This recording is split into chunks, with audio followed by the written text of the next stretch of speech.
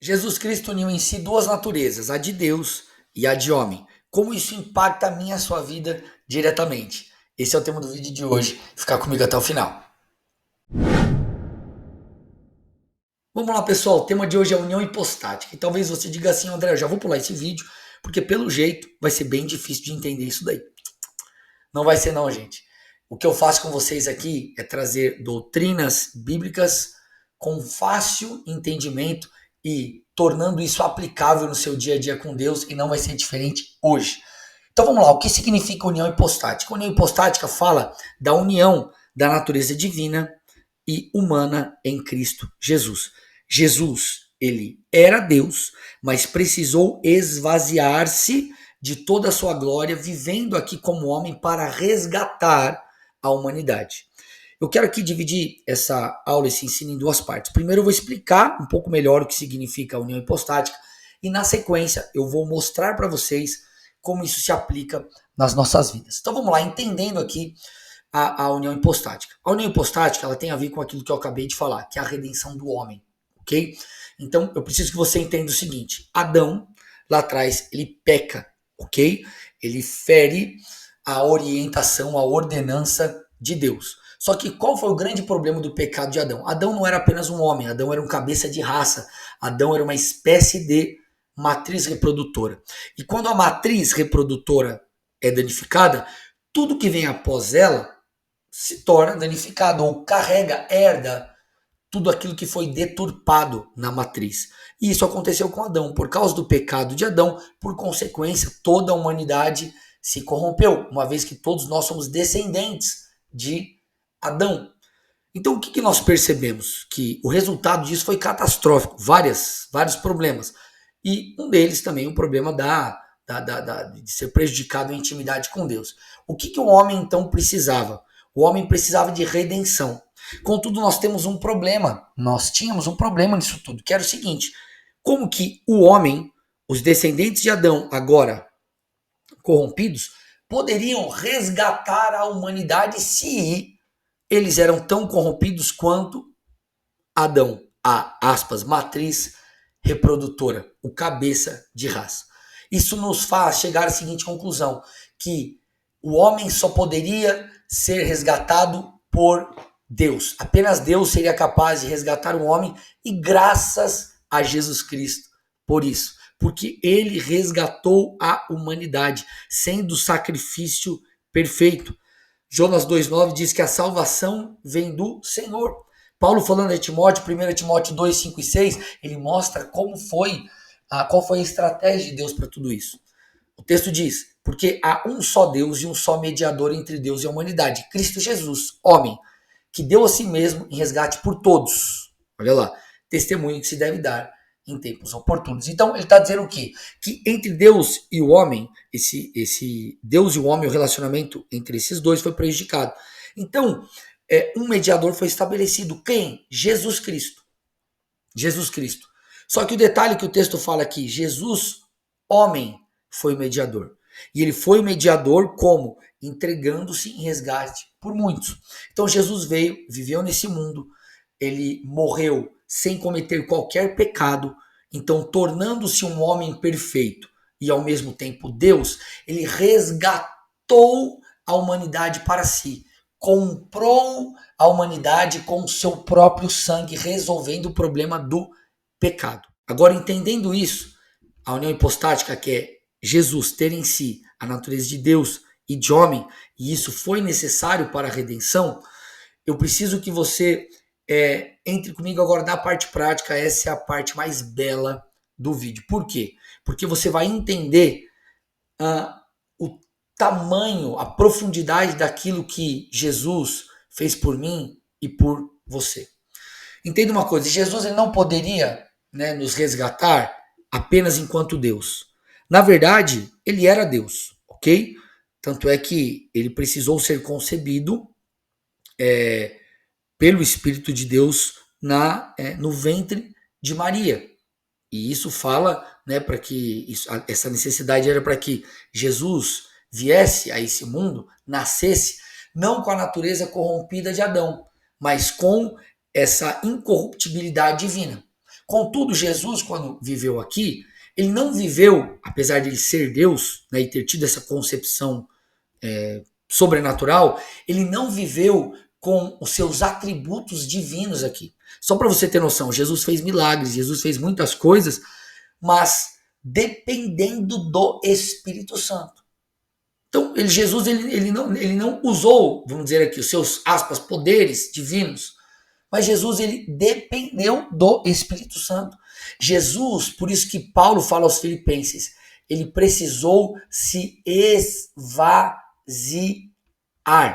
Filipenses 2 diz assim, 6-8. E mesmo existindo na forma de Deus, não considerou ser igual a Deus algo que deveria ser retido a qualquer custo. Pelo contrário, ele se esvaziou, assumindo a forma de servo, tornando-se semelhante aos seres humanos, e reconhecido em figura humana, ele se humilhou, tornando-se obediente até a morte, e morte de cruz. Então o texto está deixando claro que Jesus, apesar de ser Deus, ele precisou se esvaziar. Só abrindo parênteses aqui, pessoal, vale ressaltar algo muito interessante que acontece, né? Porque qual que era um dos desafios ali de Jesus diante dos líderes judeus? Eles não acreditavam que Jesus de fato era Deus. E existe um relato muito interessante ali no Evangelho de João, capítulo 8, versículo 56, que Jesus ele fez uma declaração intrigante sobre a sua divindade diante dos judeus. Ele diz assim, ó, Abraão, pai de vocês, então ele está falando para os judeus, regozijou-se, porque veria o meu dia. Ele o viu e alegrou-se. Olha o que Jesus está dizendo. Jesus está afirmando que Abraão se alegrou porque ele viu profeticamente o dia de Cristo.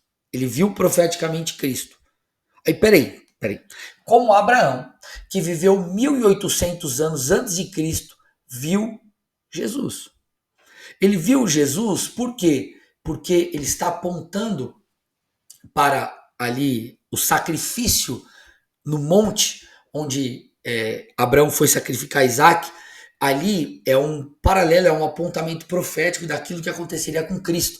Então Abraão, o texto está dizendo, profeticamente ele viu, ele prefigurou ali a questão de Cristo e seu sacrifício. Então isso mostra que Jesus era Deus. Porque se Jesus fosse apenas homem, ele teria nascido na época de Abraão. Essa seria a única forma de Abraão ter visto.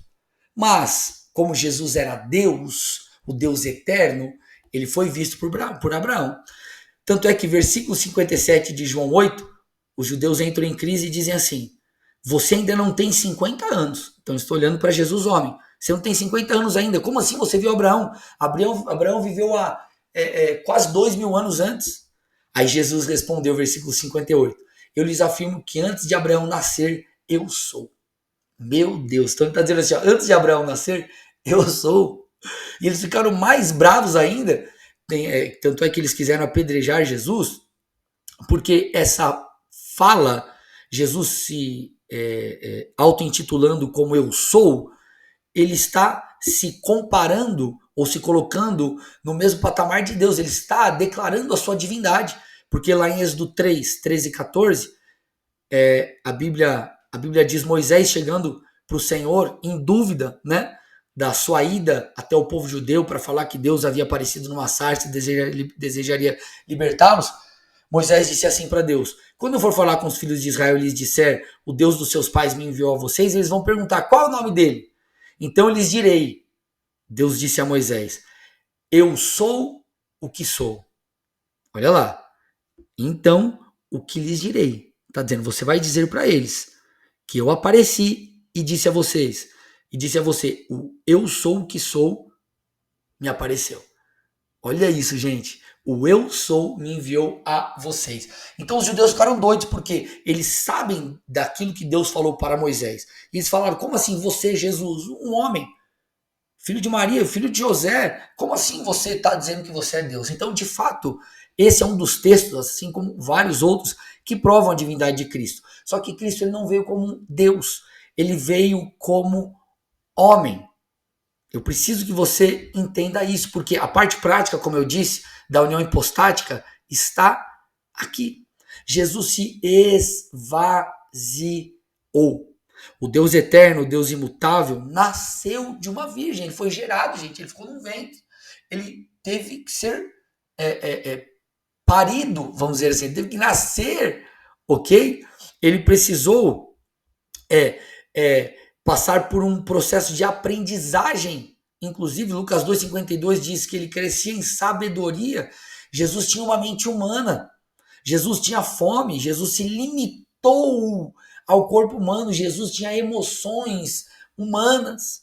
Jesus sofreu na cruz, Jesus sentiu dor na cruz, Jesus teve que tomar sobre o seu corpo físico e também sobre toda a questão espiritual, porque os pecados de toda a humanidade vieram sobre ele.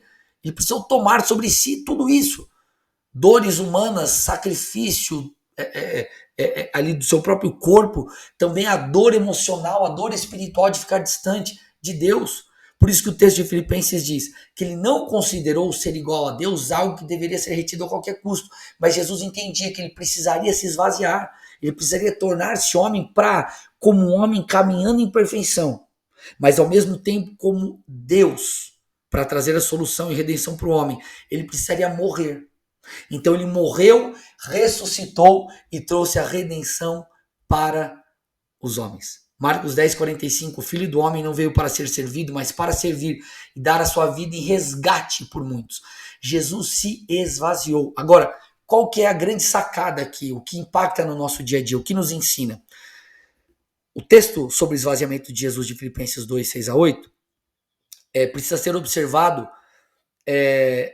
Na verdade, precisamos observar um versículo antes. O versículo 5 diz assim: tenham entre vocês o mesmo modo de pensar de Cristo Jesus, que mesmo existindo na forma de Deus, não considerou ser igual a Deus algo que deveria ser retido a qualquer custo, mas se esvaziou, e segue o texto. Então ele está dizendo, tenham entre vocês o mesmo modo de pensar em Cristo Jesus. Sabe o que ele está dizendo? A união hipostática aponta, sabe para quê? Para a humilhação, para o esvaziamento de Cristo. Porque Cristo, para resgatar o homem, ele precisou tornar-se semelhante ao próprio homem. Isso mostra que nós precisamos nos tornar servos. Nós precisamos nos humilhar. Nós precisamos abrir mão dos nossos direitos muitas vezes. Nós precisamos abrir mão da nossa justiça própria. Nós precisamos abrir mão do nosso orgulho, dos nossos sonhos que estão em desacordo com os sonhos de Deus. Nós precisamos nos submeter a Cristo. Nós precisamos também nos esvaziar. Nós precisamos carregar a nossa cruz e seguir a Cristo. Nós precisamos nos humilhar, nós precisamos nos santificar, nós precisamos, gente, de verdade, fazer como Cristo fez, porque ele é o nosso maior exemplo. Essa é a grande lição prática da união hipostática. Se inscreva no canal, ative as notificações, coloque o teu comentário aí o que você achou do vídeo. Até o próximo.